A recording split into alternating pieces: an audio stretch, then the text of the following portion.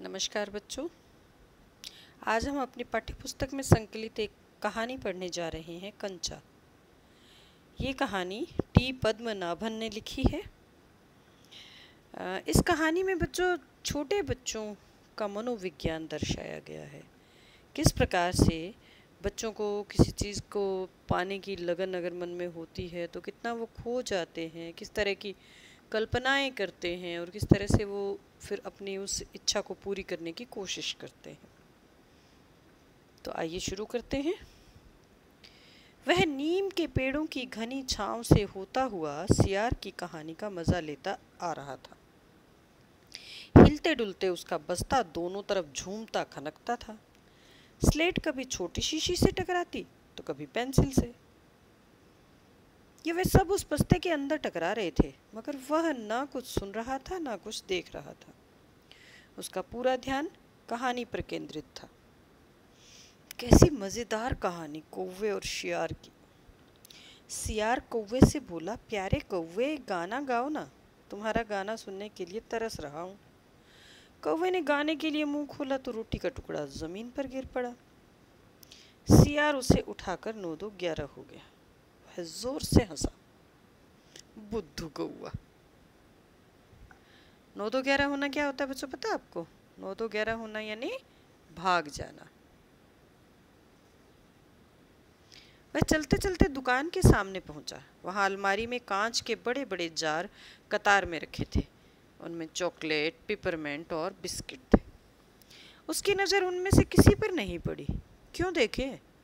उसके पिताजी उसे ये चीज़ें बराबर ला देते हैं। फिर भी एक नए जार ने उसका ध्यान आकृष्ट किया। आकृष्ट करना, आकर्षित करना।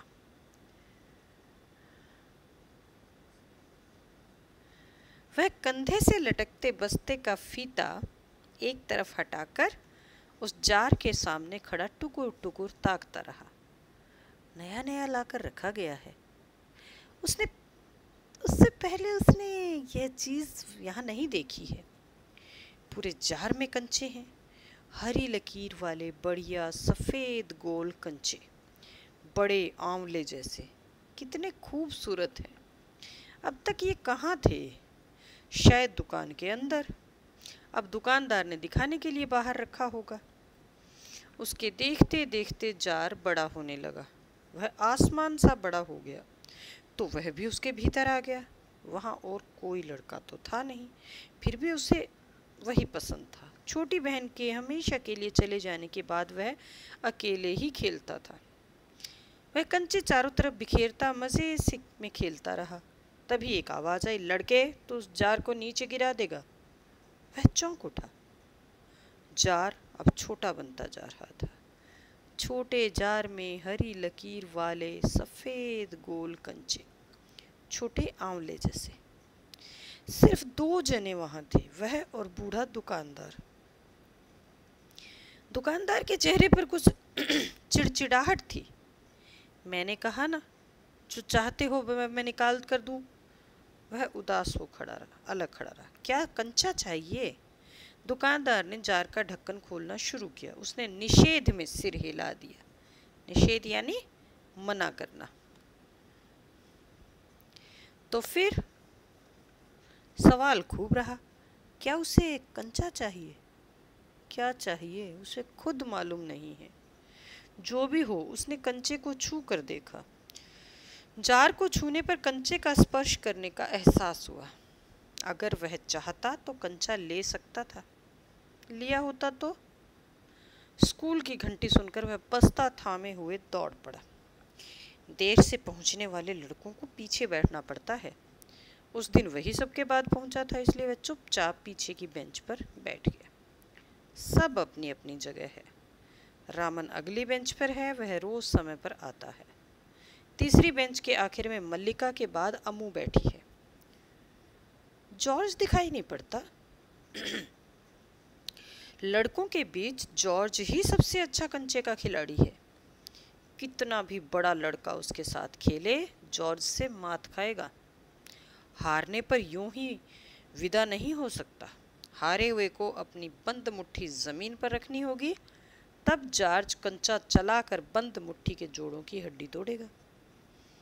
जॉर्ज क्यों नहीं आया? अरे हाँ, जॉर्ज को बुखार है ना। उसे रामन ने यह सूचना दी थी। उसने मल्लिका को सब बताया था। जॉर्ज का घर रामन के घर के रास्ते में पड़ता है। अप्पू कक्षा की तरफ ध्यान नहीं दे रहा है। मास्टर जी, उसने हड़बड़ी में पुस्तक खोलकर सामने रख ली। रेलगाड़ी का सबक था। रेलगाड़ी, रेलगाड़ी, पृष्ठ 37। घर पर उसने ये पाठ पढ़ लिया है। मास्टर जी बीच बीच में बेंच से मेज ठोकते ऊंची आवाज में कह रहे थे, बच्चों, तुम में से कई ने रेलगाड़ी देखी होगी। उसे भाप की गाड़ी भी कहते हैं, क्योंकि उसका यंत्र भाप की शक्ति से चलता है। भाप का मतलब पानी से निकलती भाप से है। तुम लोगों के घरों के चूल्हे में भी। अप्पू ने भी सोचा, रेलगाड़ी, उसने रेलगाड़ी देखी है। छुक छुक, यही रेलगाड़ी है। भाप की भी गाड़ी का मतलब। मास्टर जी की आवाज़ अब कम ऊंची थी। वे रेलगाड़ी के हर हिस्से के बारे में समझा रहे थे। पानी रखने के लिए खास जगह है। इसे अंग्रेजी में बॉयलर कहते हैं। यह लोहे का बड़ा पीपा है। लोहे का एक बड़ा कांच का जार, उसमें हरी लकीर वाले सफेद गोल कंचे, बड़े आंवले जैसे। जॉर्ज जब अच्छा होकर आ जाएगा तब उससे कहेगा। उसमें जॉर्ज कितना खुश होगा। सिर्फ वे दोनों खेलेंगे और किसी को साथ खेलने नहीं देंगे। मास्टर जी पढ़ा रहे हैं और अप्पू पीछे बैठा कल्पनाएं कर रहा है। मास्टर जी को पता चल गया। उसके चेहरे पर चौक का टुकड़ा आकर गिरा। अनुभव के कारण वह उठकर खड़ा हो गया। मास्टर जी गुस्से में है। अरे, तू उधर क्या कर रहा है? उसका दम घुट रहा था। बोल। वह खामोश खड़ा रहा। क्या नहीं बोलेगा? वे अप्पू के पास पहुंचे। सारी कक्षा सांस रोके हुए उसे देख रही है। उसकी घबराहट बढ़ गई। मैं अभी किसके बारे में बता रहा था? कर्मठ मास्टर जी शायद लड़के का चेहरा देखकर समझ गए कि उसके मन में कुछ और है। शायद उसने पाठ पर ध्यान दिया भी हो, और दिया है तो उसका जवाब उसके मन से बाहर ले आना है। इसी में उनकी सफलता है। हाँ हाँ बता, डरना मत। मास्टर जी ने देखा पप्पू की जबान पर जवाब था। हाँ हाँ। वह कांपते हुए बोला, कंचा। कंचा। वे सकपका गए। क्लास में भूचाल आ गया। Stand up. मास्टर साहब की आंखों में चिंगारियां सुलग रही थी। चिंगारियां सुलगना यानी बहुत तेज गुस्से में थे वो। अप्पू रोता हुआ बेंच पर चढ़ा। पड़ोसी कक्षा की टीचर ने दरवाजे से झांक कर देखा। फिर सम्मिलित हंसी। रोकने की पूरी कोशिश करने पर भी वह अपना दुख रोक नहीं सका। सुबकता रहा। रोते रोते उसका दुख बढ़ता ही गया। सब उसकी तरफ देख देख कर उसकी हंसी उड़ा रहे हैं। रामन, मल्लिका, सब। बेंच पर खड़े खड़े उसने सोचा, दिखा दूंगा सबको। जॉर्ज को आने दो। जॉर्ज जब आए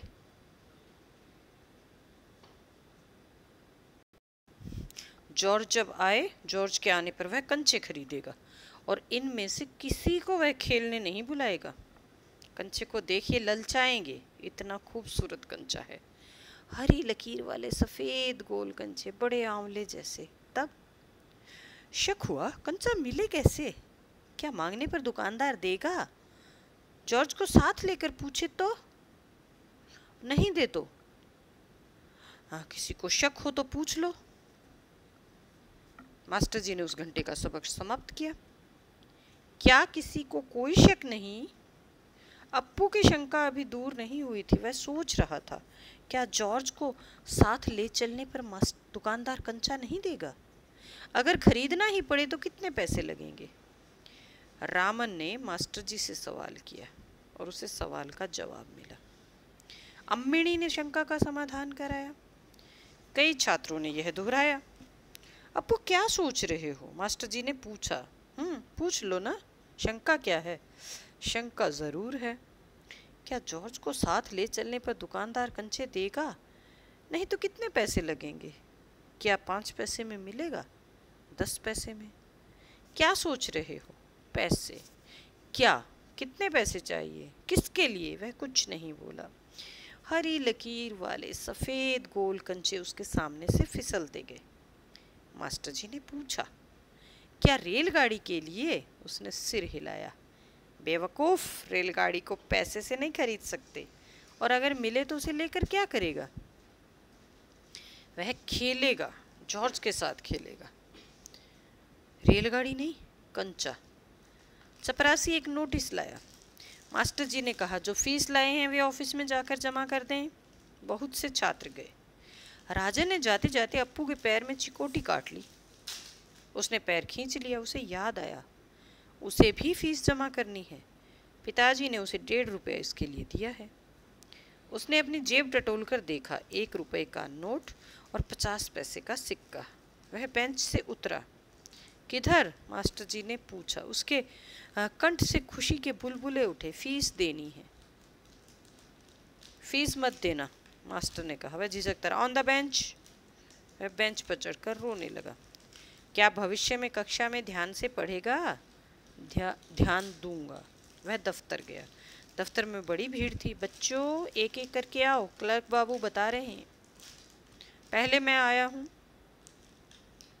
मैं ही आया हूँ। मेरे बाकी पैसे? इस शोरगुल से अप्पू दूर खड़ा रहा। रामन ने फीस जमा की, मल्लिका ने जमा की, अब थोड़े से लड़के ही तो बचे हैं। वह सोच रहा था, जॉर्ज को साथ लेकर चलूं तो देगा ना? शायद दे। नहीं तो कितने पैसे लगेंगे? 5 पैसे, 10 पैसे। हरी लकीरों वाले गोल सफ़ेद कंचे। घंटी बजने पर फीस जमा किए हुए सभी बच्चे उधर से चले। वह भी चला, मानो नींद से जागकर चल रहा हो। क्या सब फीस जमा कर चुके? कक्षा छोड़ने के पहले मास्टर जी ने पूछा। वह नहीं उठा। शाम को थोड़ी देर इधर उधर टहलता रहा। लड़के गीली मिट्टी में छोटे गड्ढे खोदकर कंचे खेल रहे थे। वह उनके पास नहीं गया। फाटक के सींकचे थामे उसने सड़क की तरफ देखा। वहाँ उस मोड़ पर दुकान है। दुकान में अलमारी। बाहर खड़े खड़े छू सकेगा। अलमारी में शीशे के जार हैं। उनमें एक जार में वह पूरा बस्ता कंधे पर लटकाए वह चलने लगा। दुकान नज़दीक आ रही है। उसकी चाल की तेजी बढ़ी। वह अलमारी के सामने खड़ा हो गया। दुकानदार हंसा। उसे मालूम हुआ कि दुकानदार उसके इंतज़ार में है। वह भी हंसा। कंचे चाहिए है ना? उसने सिर हिलाया। दुकानदार जार का ढक्कन जब खोलने लगा तब अप्पू ने पूछा, अच्छे कंचे हैं ना? बढ़िया, फर्स्ट क्लास कंचे। तुम्हें कितने कंचे चाहिए? कितने कंचे चाहिए? कितने चाहिए? कितने? उसने जेब में हाथ डाला। 1 रुपया और 50 पैसे हैं। उसने वह निकाल कर दिखाया। दुकानदार चौंका। इतने सारे पैसों के? सबके। पहले कभी किसी लड़के ने इतनी बड़ी रकम से कंचे नहीं खरीदे थे। इतने कंचों की जरूरत क्या है? वह मैं नहीं बताऊंगा। दुकानदार समझ गया वह भी किसी जमाने में बच्चा रहा था। उसके साथ ही मिलकर खरीद रहे होंगे। यही उनके लिए खरीदने आया होगा। वह कंचे खरीदने की बात जॉर्ज के सिवा और किसी को बताना नहीं चाहता था। दुकानदार ने पूछा, क्या तुम्हें कंचा खेलना आता है? वह नहीं जानता था। तो फिर कैसे कैसे सवाल पूछ रहा है? उसका धीरज जवाब दे रहा था। उसने हाथ फैलाया, दे दो। दुकानदार हंस पड़ा। वह भी हंस पड़ा। कागज की पोटली छाती से चिपकाए वह नीम के पेड़ों की छांव में चलने लगा। कंचे अब उसकी हथेली में हैं, जब चाहो बाहर निकाल ले। उसने पोटली हिलाकर देखा। वह हंस रहा था। उसका जी चाहता था काश पूरा जार उसे मिल जाता। जार मिलता तो उसके छूने से ही कंचे को छूने का एहसास होता। एकाएक उसे शक हुआ, क्या सब कंचों में लकीर होगी? उसने पोटली खोलकर देखने का निश्चय किया। बस्ता नीचे रखकर वह धीरे से पोटली खोलने लगा। पोटली खुली और सारे कंचे बिखर गए। वे सड़क के बीचों बीच पहुंच रहे हैं। क्षण भर सकपकाने के बाद वह उन्हें चुनने लगा। हथेली भर गई। अब चुने हुए कंचे कहाँ रखे? स्लेट और किताब बस्ते से बाहर रखने के बाद वह कंचे बस्ते में डालने लगा। 1 2 3 4। एक कार सड़क पर ब्रेक लगा रही थी। वह उस वक्त भी कंचे चुनने में मगन था। ड्राइवर को इतना गुस्सा आया कि उस लड़के को कच्चा खा जाने की इच्छा हुई। उसने बाहर झांक कर देखा, ये लड़का क्या कर रहा है। हॉर्न की आवाज़ सुन कंचे चुनते अप्पू ने बीच में सिर उठाकर देखा। सामने एक मोटर है और उसके भीतर ड्राइवर। उसने सोचा कि कंचे उसे भी अच्छे लग रहे हैं, शायद वह भी मजा ले रहा है। एक कंचा उठाकर उसे दिखाया और हंसा, बहुत अच्छा है ना। ड्राइवर का गुस्सा हवा हो गया, वह हंस पड़ा।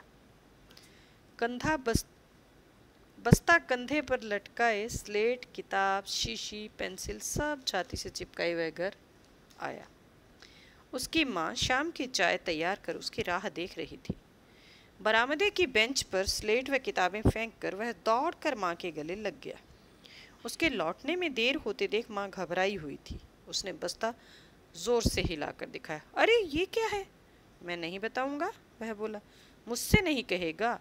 कहूंगा माँ, आंखें बंद कर लो। माँ ने आंखें बंद कर ली। उसने गिना 1 2 3। माँ ने आंखें खोलकर देखा, बस्ते में कंचे ही कंचे थे। वह कुछ और हैरान हुई। इतने सारे कंचे कहाँ से लाया? खरीदे हैं। पैसे? पिताजी की तस्वीर की ओर इशारा करते हुए उसने कहा, दोपहर को दिए थे ना। माँ ने दांतों तले उंगली दबाई। फीस के पैसे? इतने सारे कंचे काहे को लिए? आखिर खेलोगी किसके साथ? उस घर में सिर्फ वही है। उसके बाद एक मुन्नी हुई थी, उसकी छोटी बहन।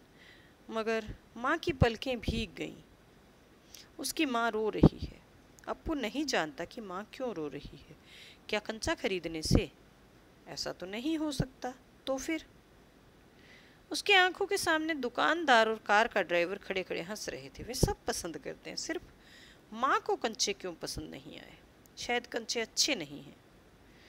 बस्ते से आंवले जैसे कंचे निकालते हुए उसने कहा, पूरे कंचे हैं, है ना? नहीं, अच्छे हैं। देखने में तो बहुत अच्छे लगते हैं ना? हाँ, बहुत अच्छे लगते हैं। वह हंस पड़ा। उसकी माँ भी हंस पड़ी। आंसू से गीले माँ के गाल पर उसने अपना गाल सटा दिया। अब उसके दिल से खुशी छलक रही थी। तो बच्चों, ये थी हमारी कहानी। आप लोगों के साथ भी कई बार ऐसा हुआ होगा कि आपको किसी चीज़ की इतनी लगन थी कि आप सब कुछ भूल भाल कर उसी चीज़ में ही मग्न हो गए हों, और इस वजह से कभी हो सकता है डांट भी खानी पड़ी हो। लेकिन फिर भी अप्पू के जो अनुभव है उनको आप अपने जीवन के साथ जोड़कर देख सकते हो। कभी हुआ होगा ऐसा कि आपको भी किसी चीज़ की इतनी अधिक इच्छा थी कि आपको दिन रात सोते जागते बस वही चीज़ दिखाई दे रही थी, इसके अलावा और कुछ नहीं दिख रहा था। या क्लास में भी आप बैठे हैं, मास्टर जी कुछ पढ़ा रहे हैं और आपका ध्यान कहीं और है, डांट भी खानी पड़ी होगी। ऐसा अगर कुछ हुआ है बच्चों तो मेरे साथ अपना अनुभव बांटो, मैं सुनना चाहूँगी। चलिए बच्चों, प्रश्न देखते हैं। कंचे जब जार से निकलकर अप्पू के मन की कल्पना में समा जाते हैं तब क्या होता है? जब कंचे जार से निकलकर अप्पू के मन की कल्पना में समा जाते हैं तब वह जार और कंचों के अलावा कुछ सोच ही नहीं पाता। उसे अपनी कल्पना की दुनिया में लगता है जैसे कंचों का जार बहुत बड़ा हो गया है, वो खुद भी जार के अंदर ही आ गया है, कंचे बहुत बड़े बड़े हो गए हैं, वो आसमान में उड़ने को हो रहा है। चारों तरफ बस उसे वही कंचे ही कंचे दिखाई दे रहे हैं, हरी लकीर वाले सफ़ेद गोल गोल कंचे। उसे ये होश भी नहीं रहती कि दुकानदार उसका इंतज़ार कर रहा है कि वो बताए कि वो क्या लेने आया है। उसे कुछ भी नहीं पता चलता। जब वो स्कूल में जाता है तो मास्टर जी से डांट भी खाता है, क्योंकि उसका ध्यान पढ़ाई में था ही नहीं। वो तो कंचों के बारे में सोच रहा था। मास्टर जी रेलगाड़ी के बारे में पढ़ा रहे थे, अप्पू कंचों के बारे में सोच रहा था। इसी चक्कर में बेचारे को डांट भी पड़ जाती है। अच्छा, दूसरा, दुकानदार और ड्राइवर के सामने अप्पू की क्या स्थिति है? वे दोनों उसको देखकर पहले परेशान होते हैं, फिर हंसते हैं। कारण बताइए। दुकानदार के पास जब अप्पू जाता है, अप्पू कंचों की कल्पना में खोया हुआ है। दुकानदार इंतज़ार कर रहा है कि अप्पू कुछ बताए कि उसको क्या चाहिए, तो वो परेशान हो जाता है। लेकिन जब वो देखता है कि अप्पू का ध्यान कंचों में है तो वो हंसने लगता है। उसे भी अपना बचपन याद आ जाता है कि एक समय था जब मुझे भी कंचों से खेलने की या कंचे खरीदने की बड़ी इच्छा रहती थी। यही बात ड्राइवर के साथ भी है। अप्पू के कंचे सड़क पर बिखर जाते हैं, ड्राइवर हॉर्न बजाता है, लेकिन अप्पू को कोई होश नहीं है कि कोई इंतज़ार कर रहा है, और बिना किसी एक्सीडेंट या दुर्घटना की परवाह किए अप्पू सड़क पर बैठा अपने कंचे चुग रहा है। तो ऐसे में ड्राइवर का गुस्सा आना तो स्वाभाविक था, ड्राइवर को गुस्सा आता है, खींचता है। लेकिन जो अप्पू उसको अपने कंचे दिखाता है तो वो भी हंसने लगता है, उसको भी अपना बचपन याद आ जाता है। तीसरा प्रश्न, मास्टर जी की आवाज़ अब कम ऊंची थी, वे रेलगाड़ी के बारे में बता रहे थे। मास्टर जी की आवाज़ धीमी क्यों हो गई होगी?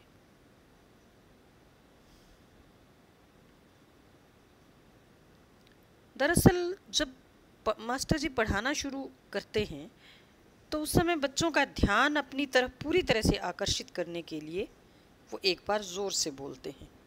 आपने भी अपनी कक्षा में देखा होगा कि जब हम लोग पढ़ाते हैं तो आपका ध्यान अपनी ओर आकर्षित करने के लिए, पाठ की तरफ ध्यान दिलाने के लिए एक बार ज़ोर से बोलना पड़ता है ताकि सबको सुनाई दे सके।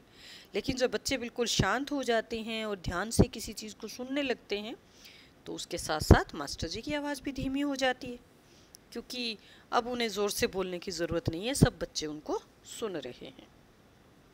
कहानी से आगे, कंचे, गिल्ली डंडा, गेंद तड़ी जैसे गली मोहल्लों के कई खेल ऐसे हैं जो बच्चों में बहुत लोकप्रिय है।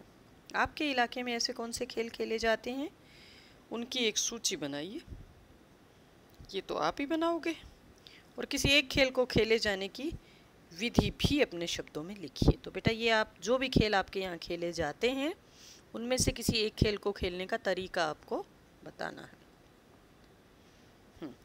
जब मास्टर जी अप्पू से सवाल पूछते हैं तो वह कौन सी दुनिया में खोया हुआ था? कंचों की। उसका तो उस दिन पूरा ध्यान ही कंचों में था। कभी वो कंचों के जार में जैसे घुस गया है, कभी चारों तरफ उसको कंचे कंचे दिखाई दे रहे हैं। क्या आपके साथ भी कभी ऐसा हुआ है कि आप किसी दिन क्लास में रहते हुए भी क्लास से गायब रहे हों? और ऐसा क्यों हुआ, और उस दिन आप पर क्या गुजरी? अपने अनुभव लिखिए। हुआ होगा पक्का कभी ना कभी तो, जब आप बैठे क्लास में थे लेकिन ध्यान कहीं और था और डांट पड़ी होगी। तो जो भी इस प्रकार का आपका अनुभव है उसको मज़ेदार ढंग से आप लिखोगे। आप कहानी को क्या शीर्षक देना चाहेंगे? अप्पू के कंचे कह सकते हो, कंचों की दुनिया कह सकते हो, या इसी तरह का कोई और अगर आपको ध्यान में आता है तो लिख सकते हो। गुल्ली डंडा और क्रिकेट में क्या समानता है और कुछ समानता है और कुछ अंतर? बताइए कौन सी समानताएं हैं और क्या क्या अंतर है। समानताएं क्या है दोनों में? गुल्ली डंडा में गुल्ली को डंडे से मारा जाता है, और अगर मारकर उसे दूर पहुंचाया जाता है, जितनी दूर जाएगा उतने ही पॉइंट मिलेंगे। और अगर कोई गुल्ली को बीच में कैच कर ले तो आउट माना जाता है। यही चीज़ क्रिकेट में भी है। क्रिकेट में बॉल को बैट से मारकर दूर भेजा जाता है, जितनी दूर जाएगी उतनी ही रन मिलेंगे, पॉइंट मिलेंगे, और अगर कोई कैच कर ले तो आउट हो जाता है। वहीं कुछ अंतर भी हैं। गुल्ली डंडा दो लोग मिलकर भी खेल सकते हैं, लेकिन क्रिकेट के लिए पूरी टीम की ज़रूरत होती है। गुल्ली डंडा कैसा भी मैदान हो कहीं भी खेल सकते हैं, लेकिन क्रिकेट के लिए एक निश्चित जो है वो मैदान चाहिए। यही दोनों में अंतर है। और गुल्ली डंडा हमारा लोकल खेल है, गाँव में खेला जाने वाला, लेकिन क्रिकेट तो अंतर्राष्ट्रीय स्तर का खेल है। नीचे दिए गए वाक्यों में रेखांकित मुहावरे किन भावों को प्रकट करते हैं? इन भावों से जुड़े दो दो मुहावरे बताइए और उनका वाक्य में प्रयोग कीजिए। माँ ने दांतों तले उंगली दबाई। दांतों तले उंगली दबाना यानी आश्चर्यचकित होना। अब इसी तरह का और मुहावरा अगर हम कोई लेंगे तो क्या ले सकते हैं? हक्का बक्का रह जाना। ताजमहल की खूबसूरती देखकर मैं तो हक्का बक्का रह गया। या फिर विस्मित होना भी होता है। विस्मित होने का भी आपको, अप्पू के पास इतने सारे कंचे देखकर उसकी माँ तो विस्मित रह गई। सारी कक्षा सांस रोके हुए उसी तरफ देख रही है। सांस रोक के यानी बिल्कुल शांत होके, थोड़ा डर के मारे जब हम चुप हो जाते हैं तो उस तरह से ही यहाँ बात कही कि सांस रोकना यानी भयभीत होना या एकदम शांत होना। तो इसी तरह से हम दम साधना कह सकते, दम साधना कि पूरी कक्षा दम साधे उसी तरफ देख रही है।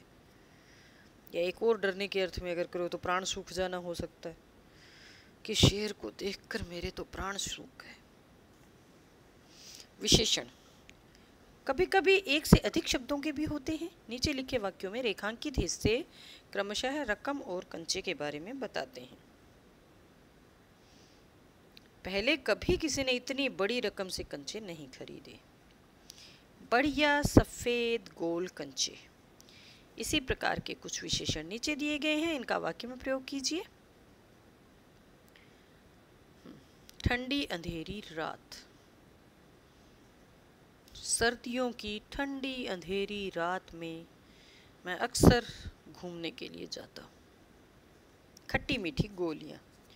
दुकान पर रखी हुई खट्टी मीठी गोलियाँ देखकर मेरे मुंह में पानी आ गया। ताज़ा स्वादिष्ट भोजन। मेरी माँ हमेशा ताज़ा स्वादिष्ट भोजन मुझे खिलाती हैं। स्वच्छ रंगीन कपड़े। त्योहार पर मेरी बहन ने स्वच्छ रंगीन कपड़े पहने। इसके बाद बच्चों है कुछ करने को। इसमें एक कहानी का जिक्र किया गया है, ईदगाह। हो सकता है आपने कभी पढ़ी हो पहले। उस कहानी में एक छोटा सा बच्चा होता है जो मेले में जाता है और वहाँ से उसकी दादी उसे 3 पैसे देती है कि वो वहाँ पर कुछ खा ले। लेकिन हामिद कुछ नहीं खा पाता और वहाँ जाकर वो देखता है, वो सोचता है कि क्यों ना वो अपनी दादी के लिए एक चिमटा खरीद ले, क्योंकि रोटी पकाते समय उसकी उंगलियां जल जाती हैं। यानी हामिद जो है वो अपना नहीं सोचकर अपनी दादी के बारे में सोचता है। दूसरी तरफ कंचा कहानी है जिसमें अप्पू फीस के पैसों से कंचे खरीद के ले आता है। तो आपको कौन सी बात ज़्यादा ठीक लगती है? ये आप अपनी मर्ज़ी से जो चाहो आप बता सकते हो कि आपको हामिद की जो खरीद थी वो ज़्यादा अच्छी लगी या अप्पू की लगी। तो ठीक है बच्चों, इसके साथ ही हमारा ये पाठ यहीं ख़त्म होता है। धन्यवाद।